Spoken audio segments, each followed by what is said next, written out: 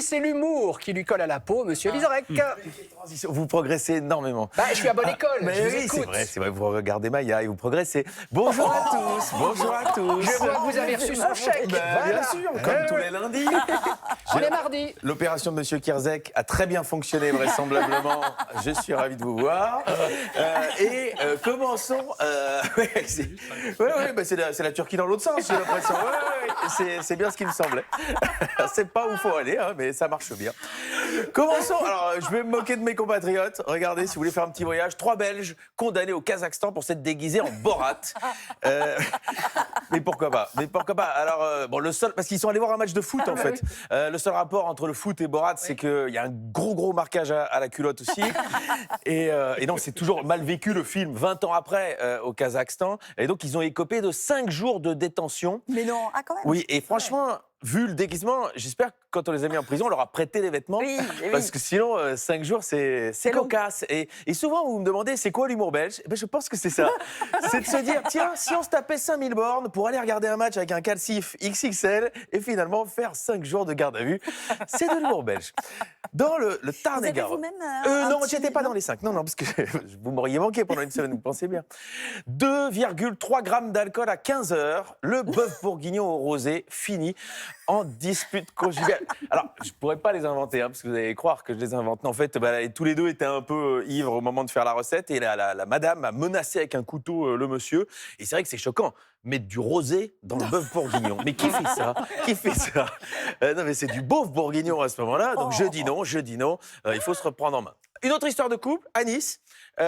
Menace de crash sur l'aéroport de Nice. L'avion, voilà, ils ont eu peur. Et le mec a dit, si on s'en sort, je t'épouse. Malheureusement, ils ont atterri. Donc après, maintenant, va falloir assumer. Il faut réfléchir à ce qu'on dit, même dans les situations les plus périlleuses. En Italie, à présent, il s'est rendu en Tesla au repas de Noël des pauvres. Un évêque sur la sellette. Le vœu de pauvreté n'a pas été bien respecté. Après, je trouve ça sexy, une religion un peu plus chic. Mais il faut réécrire le bouquin. La Bling Bible. Bling, bling, bling, bling. Jésus doit habiter à Saint-Tropez, doit multiplier les truffes. Il faut le clouer avec un suaire de chez Hermès. Mais voilà, bon, après, ça se tente. Passons au vœu de chasteté qui n'a pas été tenu par Marie, salariée à Disneyland, le jour, et actrice de films pour adultes la nuit. Le parc l'a licenciée. Ah bon? Elle a des journées... Mais, pourquoi pas? Dans le parc? Non, pas dans le parc. Vous étiez déjà en train de l'avoir avec Pinocchio. Et non, c'est non. Mais non, elle a une double vie. Niquer le jour, niquer la nuit. Oui, c'est comme ça. C'est difficile, il faut avoir du travail, elle en avait 2. Et je trouve que Disney, il la joue prude. Mais en même temps, quand vous vous baladez à Disney, à tout moment, il y a un enfant qui peut croiser Donald, qui est quand même un canard qui porte une chemise, mais pas de pantalon. Donc à un moment. Parlant d'enfants, 2 enfants sur 3, et ça c'est quand même important, sont encore mal attachés dans une voiture selon une étude. Et je pense que la vraie bonne conclusion, c'est 2 parents sur 3 sont peu attachés à leurs enfants. Donc faites attention. Mais c'est vrai que dans le contexte actuel, on a besoin de remobiliser la France, donc attachez-les quand même un petit peu. Mais après, parfois les enfants c'est pénible. Regardez celui-là, le suivant. Le petit garçon, il voulait pas aller à l'école. Il a mis le thermomètre au four pour faire croire qu'il était fiévreux.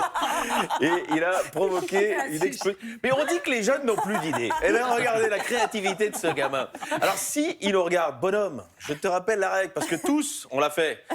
Le thermomètre, c'est sur la lampe de chevet dans la chambre, pas dans le four de la cuisine. C'est aussi ça, le service public. Aider les jeunes.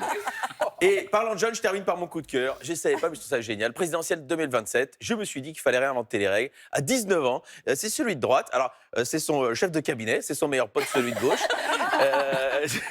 Il a pris Harry Potter en chef de cabinet, mais au pays de Rimbaud, vous savez que le génie n'a pas d'âge. Et je trouve ça super.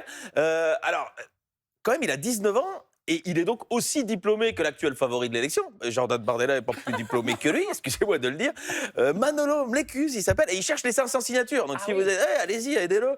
Jean Lassalle les a obtenus. Non, mais il y a un moment, pourquoi il ne les aurait pas? Et surtout, il a un programme qui tient, il est très facile, en une ligne. Ouais. Il veut changer la Constitution. Donc il a dit, si je suis élu, je démissionne le lendemain.